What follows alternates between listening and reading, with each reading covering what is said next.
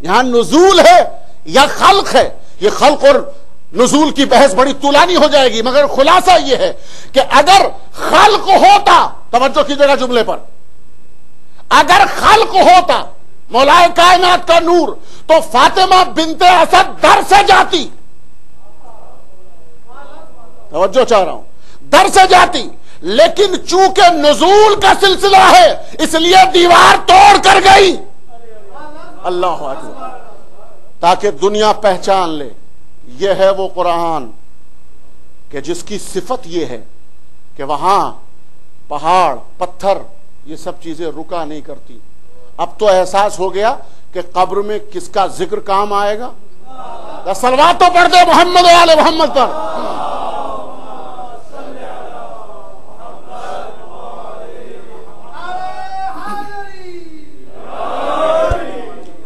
یہ اکثر سوالات ہوتے ہیں نا کہ بھائی آپ کے یہاں عقیدہ ہے کہ آپ کا مولا اور آپ کا امام قبر میں آتا ہے۔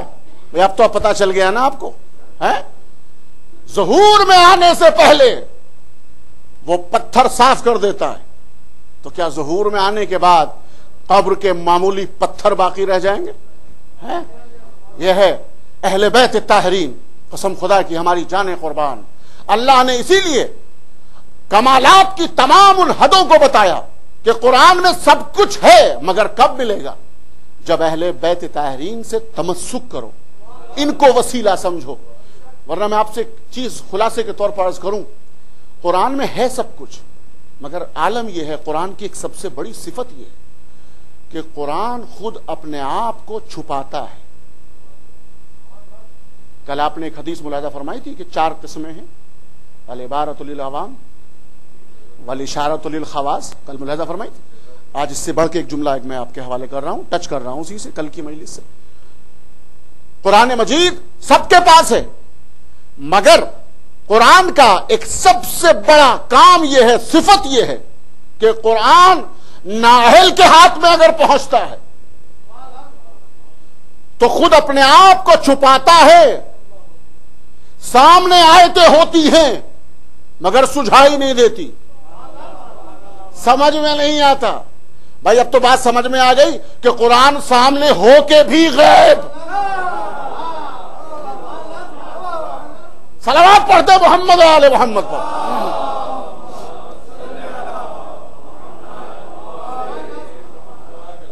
ایک میں دلیل دیتا چلوں، بات آ گئی سمجھ میں۔ مولا کائنات منبر سلونی کا مالک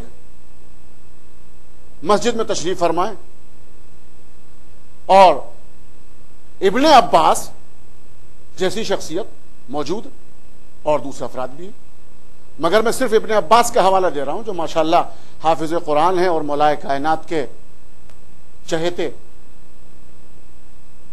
ہوا یہ کہ جو ابن عباس نے دیکھا وہ بتا رہا ہوں آپ کے سامنے۔ ابن عباس نے دیکھا کہ ایک شخص جو ہے وارد ہوا، مولا کائنات کے حضور میں آیا، اور اس نے آنے کے بعد ایک شکوہ کیا کہ مولا گناہ میں نے زندگی میں اتنے کر لیے، اب اس کا کوئی حل بتائیے، کیا کروں؟ نا امید ہو چکا ہوں۔ تو آپ نے فرمایا نا امیدی کفر ہے، استغفار کرو کا مسئلہ حل ہو جائے گا۔ ٹھیک ہے، وہ یہ سن کے چلا گیا۔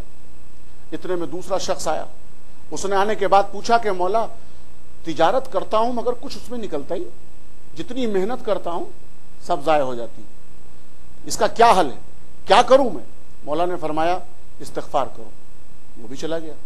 تیسرا شخص آیا، اس نے پوچھا کہ مولا شادی ہوئے اتنے سال ہو گئے مگر بے اولاد، سرکار کچھ فرمائیے کیا کروں، 2 اولاد اللہ مجھے دے دے۔ آپ نے فرمایا استغفار کرو۔ ابن عباس دیکھ رہے ہیں۔ ایک شخص اور آیا کہ مولا صبح کی کھاتا ہوں تو شام کی فکر ہوتی ہے، جتنا کماتا ہوں کچھ آتا ہی نہیں ہاتھ میں، رات دن صرف پیسے کی فکر رہتی ہے مگر پیسہ دور بھاگتا ہے، کیا کروں میں جو مالدار بن جاؤں، غنی بن جاؤں؟ آپ نے فرمایا استغفار کرو، وہ بھی چلا گیا۔ ایک شخص نے آ کے باغات کی شکایت کی، اس کا جواب بھی آپ نے فرمایا استغفار کرو۔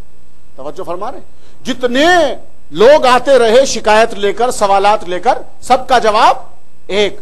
اب آپ بتائیے، آپ سے میں پوچھتا ہوں کہ اگر یہاں اس سٹی میں کوئی ایسا ڈاکٹر آ جائے کہ جس طرح کا بھی کوئی مریض صرف دینے لگے سب کو، کیسا ہی مریض ہو، آنکھوں کا، کانوں کا، پیٹ کا، جو بھی مرض دنیا میں آج کل پھیل رہے ہیں اتنے، اور جیسے ہی موقع ملا تو ایک مرتبہ مولا سے کہا ہاتھوں کو جوڑ کر کے مولا یہ بتائیے آپ نے تو کمال کر دی، کیا ہوا، کیا دیکھا تم نے؟ کہا سرکار جو میں نے دیکھا بس وہی تو عرض کر رہا ہوں، حیران و پریشان ہوں، جتنے سارے سوالات آئے سب کا جواب ایک، یہ کیا ہے، یہ کہاں سے بول رہے تھے سرکار؟ عجیب جملہ کہا، مولا کائنات جھوم کے فرماتے ہیں ابن عباس، علی ابو طالب کا فرزند وہ ہے جو قرآن کے علاوہ نہیں بولتا، میں جو کچھ بولتا ہوں قرآن سے بولتا ہوں، اور میں تو جملہ آگے بڑھ کے کہتا ہوں کہ علی جو کچھ کہہ دیتا ہے وہ قرآن بن جاتا ہے۔ اللہ اکبر۔ تو ابن عباس کہتے ہیں سرکار میں حافظ قرآن ہوں، سرکار فرمائیے تو صحیح آپ نے کہاں سے بیان فرمایا؟ تو آپ نے کہا کہ کیا سورہ نوح نہیں پڑھا؟ اس میں اللہ سبحانہ و تعالیٰ یہ ارشاد فرماتا ہے بسم اللہ الرحمن الرحیم قلت استغفروا ربکم انہ کان غفارا یرسل السماء علیکم مدرارا یمددکم باموال وبنین۔ اللہ اکبر، بڑے عجیب جملے کے ساتھ آپ فرماتے کہ تم نے یہ نہیں پڑھا کہ میں نے یہ کہہ دیا کہ تم استغفار کرو اپنے پروردگار کا، انہو کان غفارا، اس لیے کہ وہ غفار ہے، توجہ کیجئے گا، وہ غفار ہے، یرسل السماء علیکم مدرارا، وہ تمہارے اوپر موسلادھار پانی برسائے گا، یہاں یہ بھی جواب ہو گیا، یمددکم باموال، وہ تمہاری مدد کرے گا مال کی حیثیت سے، وبنین، اولاد کی حیثیت سے مدد کرے گا، ویجعل لکم جنات، اور تمہارے باغات جو ہے وہ پھولے پھلائے گا، اس کے بعد ویجعل لکم انہارا، اور نہریں جاری کر دے گا۔ سارے جوابات ہو گئے نا، مطمئن ہو گئے؟ تو ابن عباس ایک مرتبہ کہتے ہیں جھٹک کے مولا کمال ہے، میں تو حافظ قرآن ہوں، یہ میری نظر میں آیت کیوں نہیں آئی؟ تو ایک مرتبہ کہتے ہیں علی ابن عباس تو حافظ ہے میں محافظ ہوں۔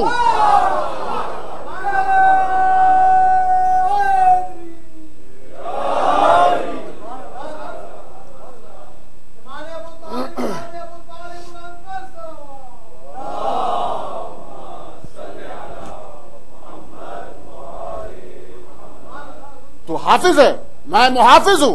اب بات سمجھ میں آئی؟ یعنی گویا قانون قدرت یہ ہے کہ اگر ایک آیت علی کے توسط سے لوگے تو زندگی کے تمام مراحل کے لیے کافی، لیکن شرط یہ ہے کہ علی کے توسط سے ہو، لیکن اگر علی کو چھوڑ کر پورا قرآن کافی کہتے رہو اگر وہ کافی نہیں ہوگا۔ اللہ اکبر۔ شرط یہ ہے کہ اہل بیت، اور پوری زندگی آ گئی قبلہ، پوری زندگی اسی کا نام تو ہے، تجارت لیجئے، بزنس لیجئے، اولاد لیجئے، اموال لیجئے، جنات لیجئے، نہریں لیجئے، امراض لیجئے، استغفار لیجئے، توبہ لیجئے، اسی کا نام تو پوری زندگی ہے۔ پوری زندگی کا خلاصہ اگر اہل بیت سے لو تو ایک آیت کافی، اور اگر اہل بیت کو چھوڑ کر پورا قرآن بھی لوگے تو ناکافی ہوگا۔ کیوں؟ اس لیے کہ اللہ سبحانہ و تعالیٰ کی یہ قانون ہے، یہ سنت الہیہ میں سے ہے، وَلَن تَجِدَ لِسُنَّتِ اللَّهِ تبدیلا، اللہ کی سنت کبھی بدلا نہیں کرتی کسی بھی زمانے میں۔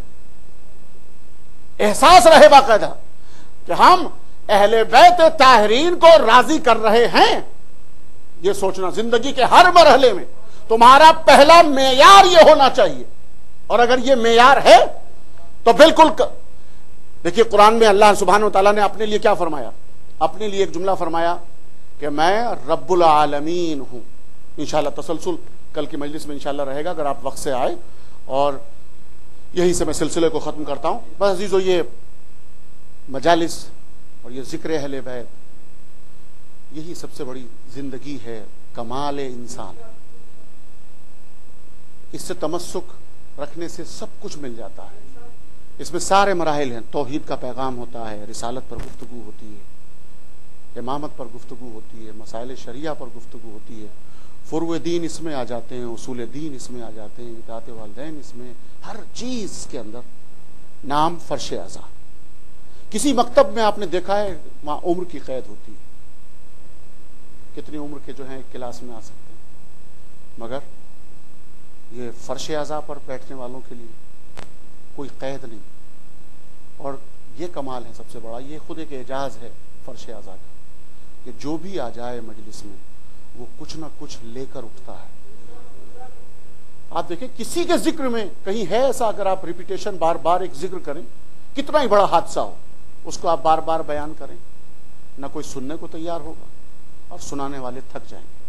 لیکن کربلا کا ذکر، وہی ایک روایت آپ بار بار سماعت فرمائیں کسی بھی ذاکر اور کسی بھی خطیب سے، ایسا لگتا ہے کہ بالکل تازہ واقعہ ہے. یہ کیا ہے؟ یہ ہے اعجاز کربلا. آئیے ان کے لیے چند مصائب کے چند جملے آپ کی خدمت میں عرض کر دوں کہ جس نے 28 رجب کو اپنا وطن چھوڑا، 3 شعبان المعظم مکہ، اللہ اکبر، 2 محرم کو کربلا میں آ گیا، اور کربلا میں آتے ہی بڑی قیامت کی گھڑی یہ تھی کہ جناب ثانی زہرا آپ کی ردا ہٹی، خاک کربلا اڑ کر سر مبارک پر آئی، تڑپ کے کہا ما جائے بھیا کچھ آثار اچھے نہیں لگتے. کہ بہن کیا دیکھا، کیا محسوس کیا؟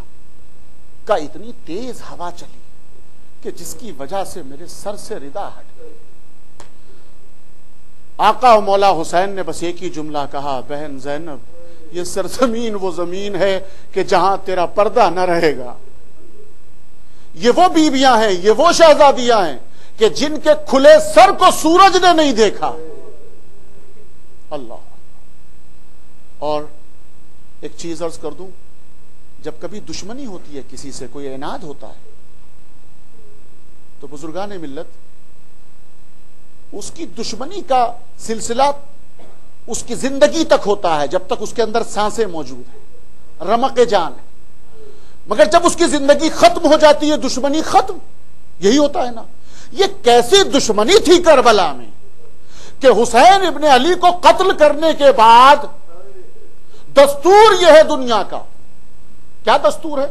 کہ اگر کسی کے گھر سے کوئی جنازہ کڑیل کا نکل جائے، جوان کا، تو لوگ جوق در جوق اس گھر پر پہنچتے ہیں، ساری دشمنیاں بھول جاتے ہیں. فطری باتیں کہہ رہا ہوں میں، مصائب روایتوں کے طور پہ نہیں پڑھتا، احساس کیجئے مصائب کو. ساری دشمنی زندگی کی بھول جاتے ہیں، تاک میں رکھ دیتے ہیں اٹھا کر، چھوڑ دو، موت ہوئی ہے اس کے گھر میں، جوان بیٹا مر گیا ہے، آؤ چلو پرسا دیں گے، ان سے کہیں گے ہم تمہارے غم میں برابر کے شریک ہیں. چھوٹے چھوٹے بچے روئیں گے، ان کے سر پہ ہاتھ رکھیں گے، آؤ. یہی اصول ہے، انسان کی فطرت ہے. لیکن کربلا میں کیا دستور ہوا اہل بیت کے ساتھ؟ جن کی محبت اور مودت کی فرمائش کی اللہ نے اور اس کے رسول نے، ان کو قتل کرنے کے بعد لوگ آئے پرسے کے لیے یا نہیں؟ اگر یہ کہیں کہ کوئی نہیں آیا تو بڑے بات غلط ہوگی. آئے ضرور، مگر آنے کا انداز بدلا ہوا تھا. ہاتھوں میں شمع روشن تھی، خیموں کو جلاتے ہوئے آئے، اسباب لوٹتے ہوئے آئے. اجرکم اللہ، اجرکم اللہ. اللہ آپ کو کوئی غم نہ دے سوائے غم اہل بیت کے. اسباب لوٹتے ہوئے آئے، عابد بیمار کا بستر چھینتے ہوئے. یہ مظالم، یہ مظالم، یہ کون سے انسان ہیں؟ یہ کیسے مسلمان ہیں؟ اور آج نطفہ ناتحقیق اور اسی یزید کا سلسلہ جو آگے بڑھ رہا ہے، ڈاکٹر ذاکر کی شکل میں ہو یا ڈاکٹر اسرار کی شکل میں ہو، وہ جتنے بھی افراد منسلک ہیں یزید سے، وہ آج بھی اسی سلسلے کے ظلم کو آگے بڑھانا چاہتے ہیں. مگر یاد رکھیں، حجت خدا موجود ہے. صاحب ذوالفقار ڈرے. میں کہتا ہوں اپنے زندگی اور اپنے اس کو بچانا ہے اگر، تو سوئے ہوئے ضمیروں کو اب بھی جگا لیں، اب بھی اپنی حرکتوں سے باز آ جائیں. اللہ اکبر. کربلا میں ایک چھوٹی سی بچی سکینہ، مسلسل آپ نے سنا ہے محرم کی مجلسوں میں، اور آپ مسلسل سنتے رہتے ہیں، مگر بڑی قیامتی گھڑی ہے، صاحبان اولاد کا مجمع ہے. آپ کے گھروں میں بھی بچیاں ہوں گی، اللہ انہیں سلامت رکھے. محسوس کریں آپ، خیموں کی آگ لگ گئی ہے اور اس آگ میں جناب سکینہ کا دامن جل گیا ہے. دامن جلا تو سکینہ میدان کی طرف چل رہی ہے دوڑتی ہوئی. حمید ابن مسلم کہتا ہے کہ میں نے دیکھا غور سے کہ ایک بچی جس کا دامن جل رہا تھا وہ دوڑتی ہوئی جا رہی تھی اور یہ آگے بڑھنا چاہتا ہے. تو بنت الحسین سکینہ ایک مرتبہ کہتی ہے اے شیخ وہیں ٹھہر جا، خبردار ہم آل رسول ہیں. کہتا ہے بی بی میں تو چاہتا ہوں کہ آپ کے دامن کی آگ بجھا دوں. کہا اگر تیرے اندر اتنا رحم ہے تو بس میرے اوپر اتنا کرم کر کہ یہ بتا دے کہ نجف کا راستہ کس طرف ہے. تو کہتا ہے کہ بی بی یہ بتاؤ نجف کا راستہ پوچھ کر کرو گی کیا؟ کہا تجھے نہیں معلوم نجف میں میرا دادا علی ہے، میں جاؤں گی شکایت کروں گی. اے دادا علی کائنات کا مشکل کشا ہو کر ارے یہاں مشکل کریے، مشکل میرے کانوں سے گوہر چھین لیے گئے. اجرکم اللہ، اللہ ان آوازوں پر رحمت نازل کرے. میرے کانوں سے گوہر چھین لیے گئے. یہ میرا بیان کر دینا بڑا آسان ہے، آپ کا سن لینا بہت آسان ہے، مگر مجھے معاف کیجئے گا. سکینہ کون؟ خاتون جنت کی پوتی. اللہ اکبر. یہ وہ ہیں دریائے سخاوت، ان کا اتنا آگے ہوتا ہے قسم خدا کی. اگر ظالم ملعون شمر مانگ لیتا تو یہ بی بی اتار کر دے دیتی گوہر، مگر بدبخت نے مانگے نہیں، ہاتھ بڑھا کر چھینا. اب میں کیسے عرض کروں؟ جب وہ نکلا ملعون تو راوی کہتا ہے کہ میں نے غور سے دیکھا کہ اس کی مٹھی سے خون بہ رہا تھا. میں نے پوچھا کیا ہے؟ تب اس نے بتایا کہ میں نے سکینہ کے کانوں سے گوہر چھینے، کان کی لو چھن گئی. سکینہ فرات کا رخ کر کے آواز دیتی ہے چچا عباس. ہائے اجرکم اللہ. یہی آثار ہے اور یہی رونے کا حق ہے. بس دو جملے اور زحمت تمام. کوفے کی منزل میں یہاں تک منسلک کر دوں. کوفے میں جب قافلہ آیا لٹا ہوا کہ اتنے میں ام کلثوم اور جناب زینب الیاء مقام انہوں نے غور سے دیکھا اور محسوس کیا. بہت کیا محسوس کیا اور کیا دیکھا؟ محسوس کیا جناب مسلم کے خون کی خوشبو آ رہی ہے، بھائی کے خون کی خوشبو محسوس کی اور آگے بڑھی.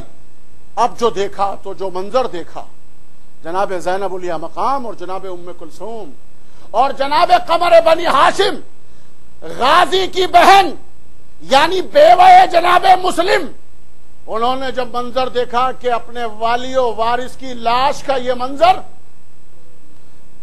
سر نہیں ہے موجود، لاش کا عالم یہ ہے آپ سنتے رہتے کہ ہاتھ اور پاؤں میں رسیاں باندھ کر کوفے کے گلی اور کوچوں میں گھسیٹا گیا تھا نا. کیسے دیکھا ہوگا؟ بیوہ مسلم نے کیسے برداشت کیا؟ جملے آخری بیان کرتا ہوں میں آپ کے سامنے. بیوہ مسلم ہاتھوں کو جوڑ کر ایک جملہ کہتی ہے اے میرے والی و وارث مجھے کوئی اعتراض نہیں، میں بڑی خوش ہوں آپ شہید ہو گئے، لیکن میں آپ کو خبر دینے کے لیے آئی ہوں خالی آپ شہید نہیں ہوئے، میرا آقا مظلوم حسین 3 دن کی بھوک اور پیاس میں ذبح کر دیا گیا، سر نوکے نیزہ پہ بلند. اور یہ کہہ کے ایک مرتبہ مصائب بیان کرنا شروع کیے، پورا واقعات کربلا دوہرا دیا.